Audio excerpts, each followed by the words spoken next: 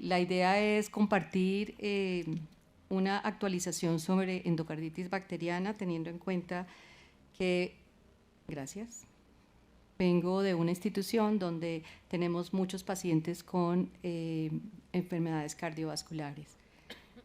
Entonces, pues mis conflictos de interés.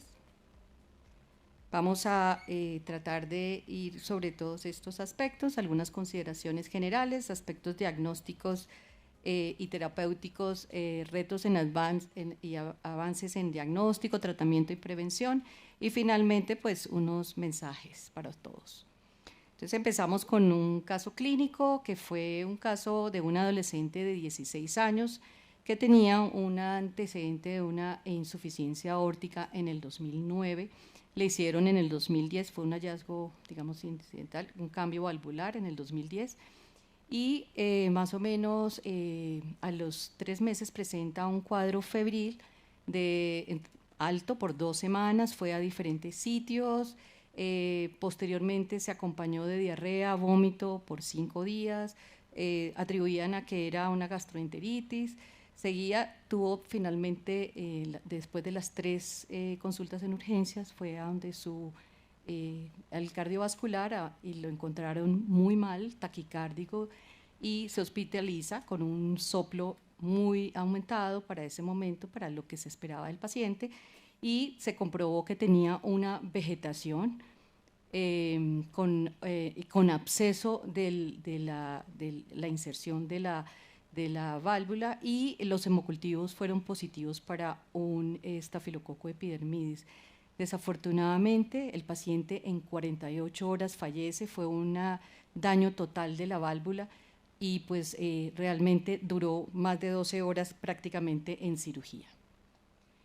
Esta es otra paciente que es interesante porque es una niña que tenía un antecedente de haber tenido cirugía de comunicación auricular, interventricular y un ductus, con una obstrucción subaórtica, y tenía una enfermedad de cariodental importante. La niña presenta un cuadro febril de 3 semanas de evolución, va a diferentes sitios, está con antibióticos, hace falla cardíaca, llega a nuestra institución, realmente le tomamos como 10 hemocultivos en ese momento.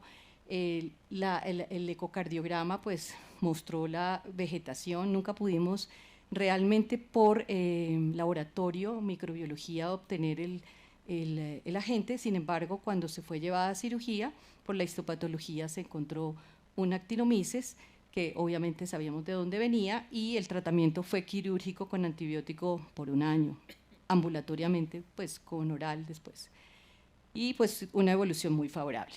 Entonces, sabemos que esta condición es una condición de básicamente infección microbiana del endotelio cardíaco, de las válvulas, que si no se maneja es definitivamente letal, y pues va a depender las expresiones clínicas y todo del sitio donde sea la infección, para también pensar en el agente probable, el microorganismo, pues si ya se ha determinado, el tipo de lesión, el estado inmunológico de los pacientes, porque como vamos a ver adelante, hay muchos de los niños que no tienen cardiopatías congénitas o alteraciones, sino su condición de base es la que los puede predisponer.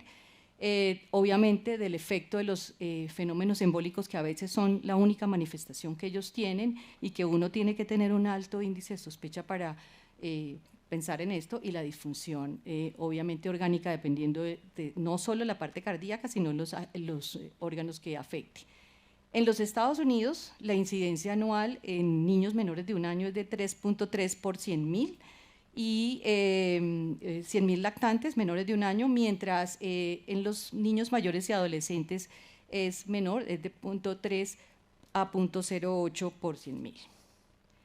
Factores asociados, siempre pensamos en las cardiopatías, eso es como lo más relevante, y cada vez con todos los avances en la parte de cirugía cardiovascular, hay una sobrevida mayor de los niños con cardiopatías, y el riesgo hay que tener en cuenta dependiendo de si tiene o no correcciones.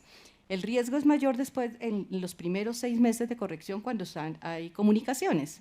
interauriculares, interventriculares, también pueden haber conductos, pero a medida que pasa el tiempo, si hay cardiopatías muy complejas en que ha habido reparos o paliaciones, especialmente aquellas que tienen hipertensión pulmonar, estos pacientes pueden tener un mayor riesgo de endocarditis. Independiente del riesgo con las cardiopatías, hay una condición que cada vez, pues, con los avances en intensivos, el uso de catéteres y la invasión independiente de con o sin cardiopatía representa alrededor del 8 al 10% de las causas, digamos, de los factores asociados con endocarditis. Ahora, en nuestro medio, la cardiopatía reumática, aunque ha disminuido notoriamente. Nosotros somos un país de transición, que nos parecemos un poco más hacia el desarrollo, tenemos de todo, pero en África la cardiopatía reumática es muy importante, mientras que en nosotros empieza a ser más importante lo de las cardiopatías congénitas. Sin embargo, nunca desconocemos y siempre tenemos que pensar en la reumática en estos pacientes. Los factores van a depender importantes del tipo de material que se utilice. Las prótesis son mucho más importantes en las mecánicas, la presentación temprana y afecta al anillo valvular, mientras las biológicas generalmente aparecen más tardíamente. Entonces acá tenemos de las cardiopatías congénitas, la enfermedad cianótica, especialmente eso es súper importante, la tetralogía de Fallot y todas las que te dan del lado derecho, atresia tricuspidia, atresia pulmonar, las más cianosantes son las que más con el tiempo se asocian a endocarditis. Si hay una cirugía reciente, como les decía, los defectos residuales, las lesiones del corazón izquierdo y defectos del colchón endocárdico, que lo vemos mucho en los niños con Down. También entra en esta, no en cardiopatía congénita, sino adquirida, tener en cuenta en trasplantes de corazón. Otros factores que les decía, la inmunodeficiencia. Las inmunodeficiencias cada vez en secundarias y primarias pueden hacer que estos niños tengan invasión, y el hecho de la invasión, la desnutrición, como en pacientes con cáncer, en hemodiálisis, pues pueden ayudar a facilitar el daño endotelial con estos procedimientos invasivos y ayudar a la endocarditis. Y algunos que siempre se tiene que tener en cuenta es que los pacientes, por ejemplo, con cardiopatías, y en general todos, debemos tener una salud dental muy apropiada, porque todos los procedimientos dentales invasivos, las laceraciones en piel en estos pacientes, pues el hecho de tener una endocarditis previa, pues pueden predisponer a una mayor posibilidad de cardiopatía. Simplemente para mirar un poco la patogénesis, digamos, los pacientes tengan cardiopatía o tengan catéteres o invasiones, lo importante es que si hay una lesión previa con los catéteres, que es una lesión que no es bacteriana, no es microbiana, va a alterar, hacer que haya una adherencia al endotelio endocárdico, que va a hacer que digamos que haya un depósito de fibrina, proliferación, hasta cuando ya tenga una bacteremia o una hemia, puede ser fungemia, se va a llegar a este sitio, va a proliferar y a diseminarse, y se va a tener varias manifestaciones, desde activación de la coagulación, de la cascada de coagulación, que va a terminar en fenómenos embólicos, y consecuencias, pues según el órgano, pero el más importante es a nivel del sistema nervioso central, que nosotros vemos, niños con compromiso embólico, o puede también terminar en falla cardíaca o en falla renal, de acuerdo a manifestaciones, por ejemplo, inmunes, como es el depósito de complejos inmunes. Dentro de los agentes etiológicos, al lado izquierdo me muestro, es en general para todas las endocarditis, lo que más se publica es en adultos, mucho menos, porque es menos frecuente en niños. Dependiendo del sitio de donde se localice, hay mayor frecuencia de los agentes encontrados. Por ejemplo, en Norteamérica se ve más Staphylococcus aureus, a comparación de Suramérica, donde hay más o cultivos negativos o estreptococos. Sin embargo, el estafilococo sigue siendo importante. Pero ya en la edad pediátrica, tener en cuenta si sin cardiopatía o con cardiopatía siempre el estafilococo aureus empieza a ser como o es generalmente el que predomina. Sin embargo, cuando hay, por ejemplo, cardiopatía, en lugar de tener de segundo lugar los streptococos, está el estafilococo coagulasa negativo, siguen siendo importantes los estreptococos de la boca y del tracto gastrointestinal, y en los pacientes que adquieren infecciones dentro de los hospitales cada vez es más importante cuando tienen cardiopatías o aún sin cardiopatías pero con invasión, los agentes gram negativos. Esto es para mostrar cómo a medida que ha pasado el tiempo, esto es una estadística en los Estados Unidos, para ver la tendencia de las hospitalizaciones entre el 2013 y el 2014 y acordarse que las guías de profilaxis para endocarditis fueron del 2007. Ellos tomaron, digamos, analizaron niños menores de 18 años hospitalizados por endocarditis en 24 centros. De los resultados, ellos encontraron que ellos tienen una casuística grande, 841 niños con promedio de 13 años, el rango de 9 a 15 años, presentaban endocarditis, pero no hubo diferencias significativas. Sí se ve que ha ido en aumento, pero no hubo una diferencia significativa en cuanto a la presentación, al tiempo en que se presentan estos eventos. Esta es una publicación reciente que es en España, en 31 hospitales.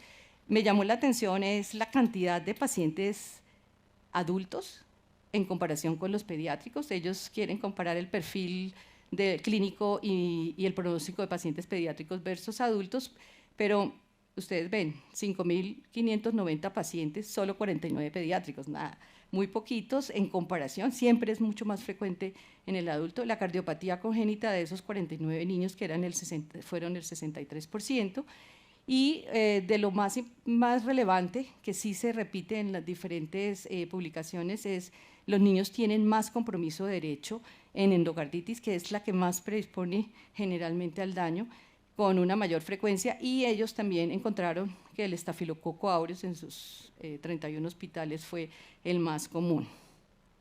La mortalidad era elevada en todos, en adultos y en niños.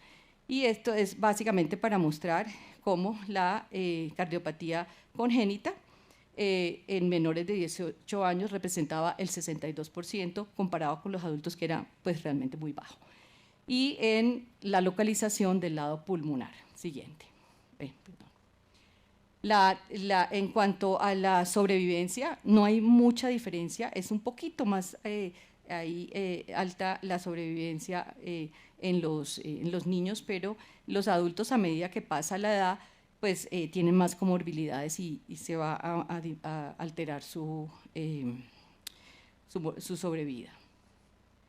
Esta es una publicación del Reino Unido, traje las más recientes porque hay muchas de mucho tiempo, donde presentan del 2008 al 2016 para determinar la epidemiología en todos los centros que reciben cardiopatías congénitas. Ellos llevan un registro y hacen esta revisión de estos pacientes de una base nacional.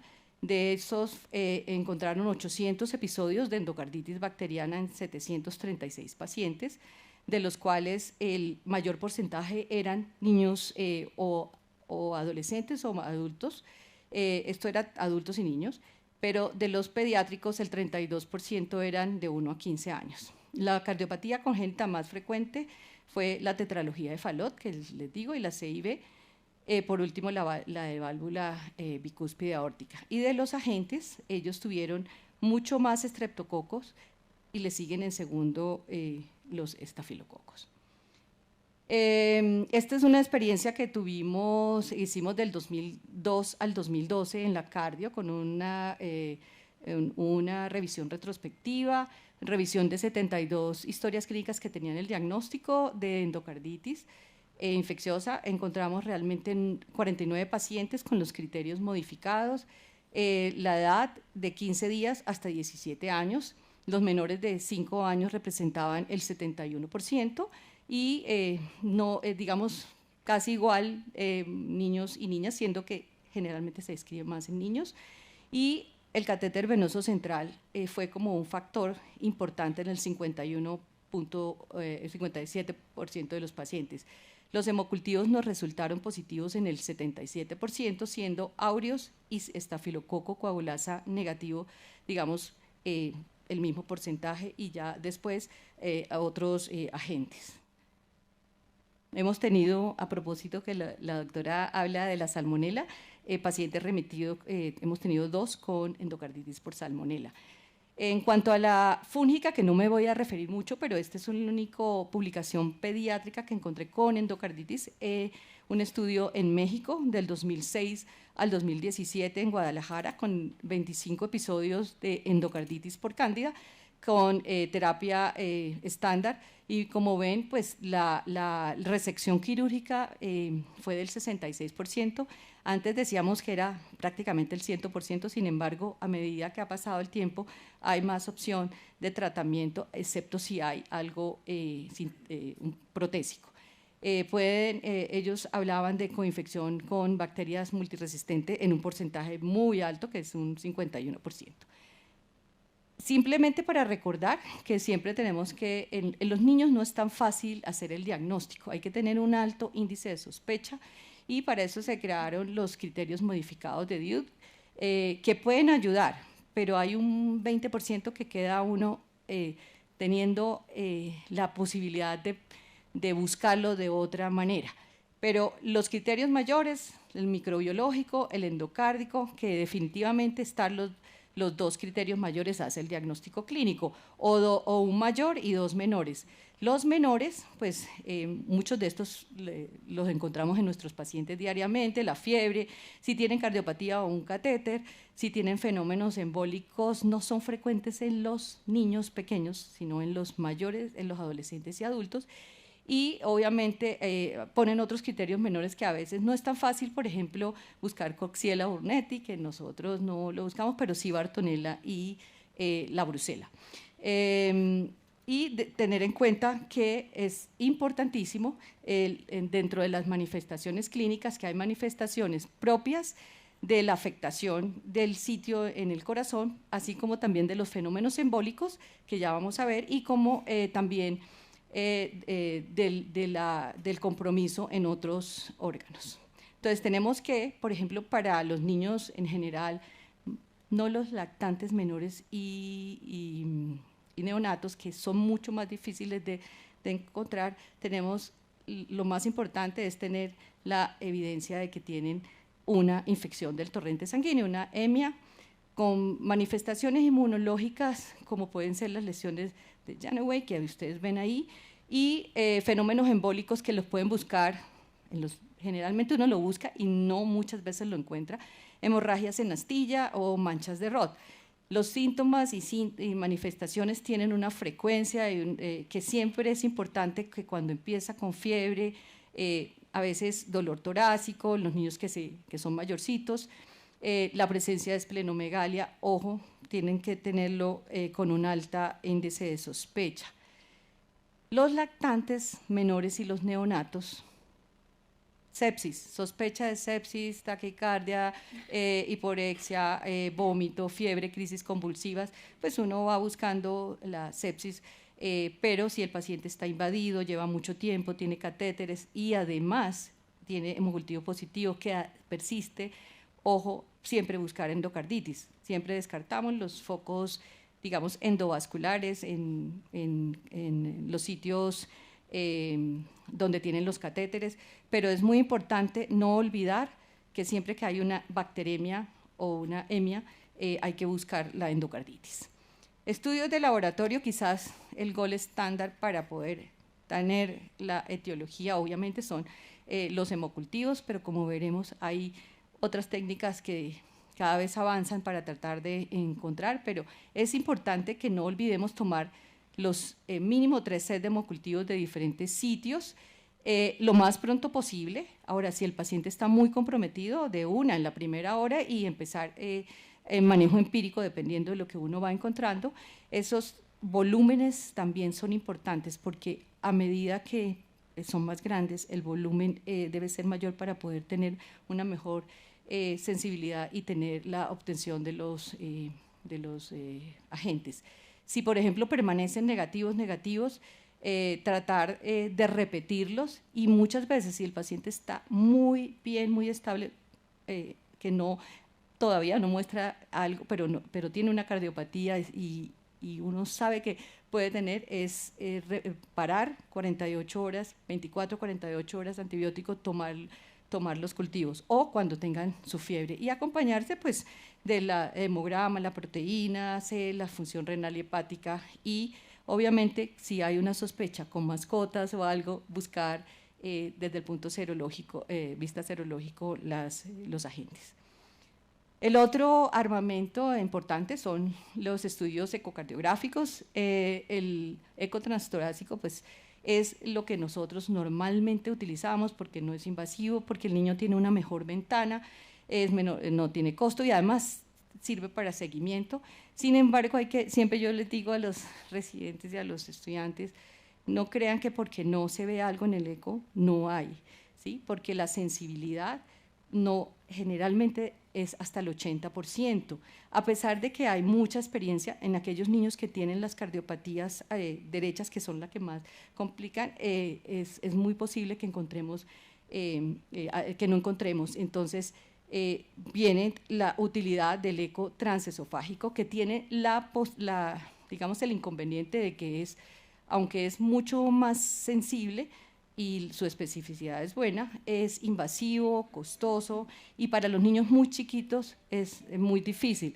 Otra cosa es tener en cuenta que es muy importante para aquellos que tienen marcapasos.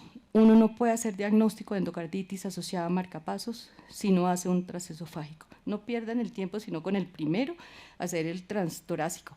Después, generalmente salen negativos. Nosotros ya hemos tenido muchos casos que solo con el transesofágico salen. Entonces, la utilidad, eso es importante tenerlo en cuenta. Si hay aplicación para algunos estudios serológicos, pues los hacemos, especialmente para Bartonella. Yo nunca he visto un caso de Bartonella con endocarditis con Bartonella, pero siempre hay que tener el índice de sospecha y buscarlo dirigida. Manejo de esto no es de una sola, no es del infectólogo, no es del cardiólogo, no es del cardiovascular, no es del intensivista, es de todos unidos con el radiólogo, porque con los avances en radiología es muy importante tratar de, si no se ha podido diagnosticar con los ecos, existen otras alternativas. Jamás retrase el inicio de la terapia por los resultados de los hemocultivos. Cuando el paciente está en condición crítica, seleccione una terapia basada en la condición predisponente, que vamos a ver, microbiología, y modifique siempre, como en el PROA, de acuerdo a sensibilidad. Eso sí, la duración es prolongada, de 2 a 6 semanas de los hemocultivos positivos, de negativos en los primeros, dependiendo de el tipo de agente y dependiendo de si hay material protésico. Siempre que hay material protésico uno se va a las 6 semanas usualmente, y definitivamente en aquellos pacientes que tienen asociados a los catéteres o los dispositivos hay que quitarlo. En el marcapaso no es solamente quitar esta parte, sino tienen que quitar completo y ponerle un marcapasos externo para que puedan seguir. Aquí, esto es algo que el doctor Pío va a publicar después, de una manera, me imagino, muy linda, como siempre, donde van a tener pues, como las opciones para manejo empírico inicial, dependiendo de si se tiene válvula nativa o no, la terapia empírica que generalmente comenzamos. Obviamente que uno tiene que pensar, si yo tengo un paciente que tiene una infección que sospecho que es estafilocócica, porque tiene una osteomielitis, una artritis, pues obviamente voy dirigido más hacia estafilococo.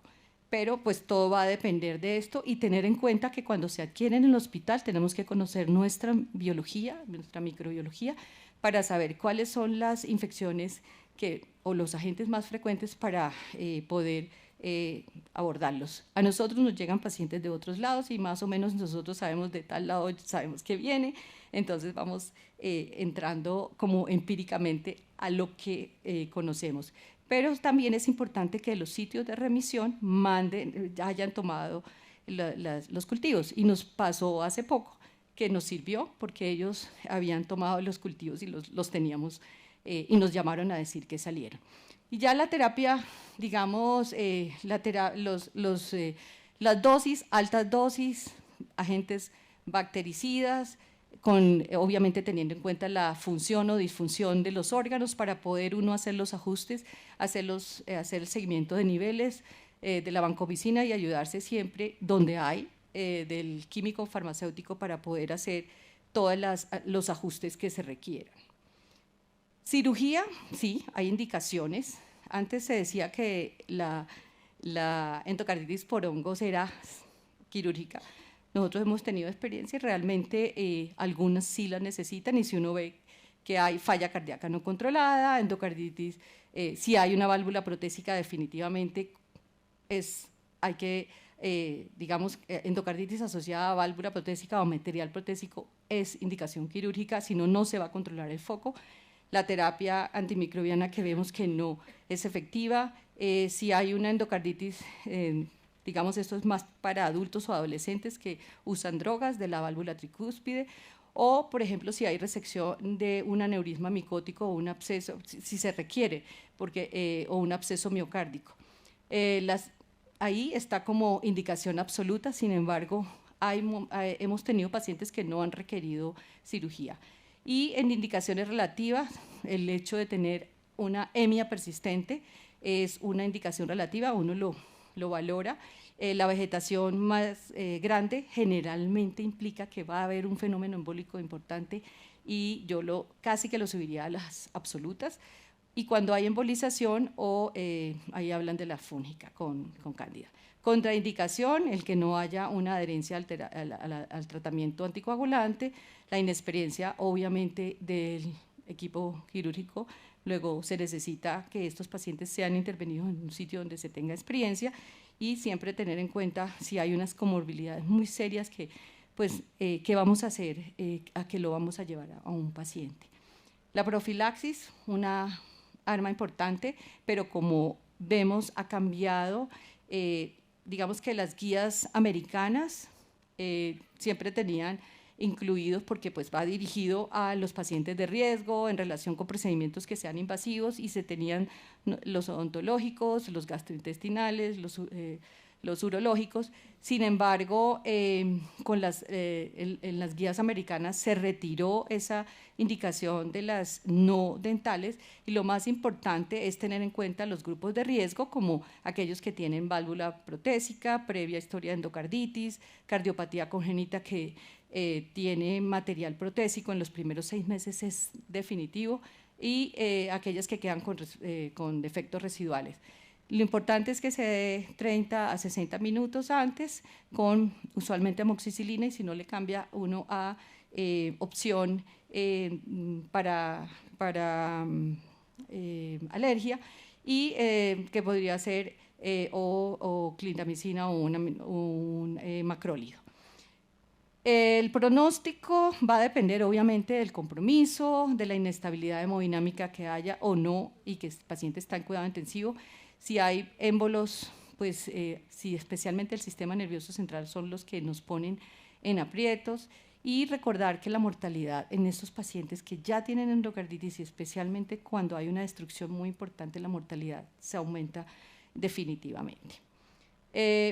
Retos, avances en diagnóstico, tenemos que a nivel de la parte microbiológica es muy importante saber que ya hay avances, y siempre tenemos posibilidades, y sobre todo esta parte del análisis metagenómico, donde se puede tratar de extraer, se extrae el DNA de las válvulas o del material que se manda para cirugía, para poder hacer la identificación genómica de los diferentes agentes. Se han encontrado todos los que están produciendo endocarditis.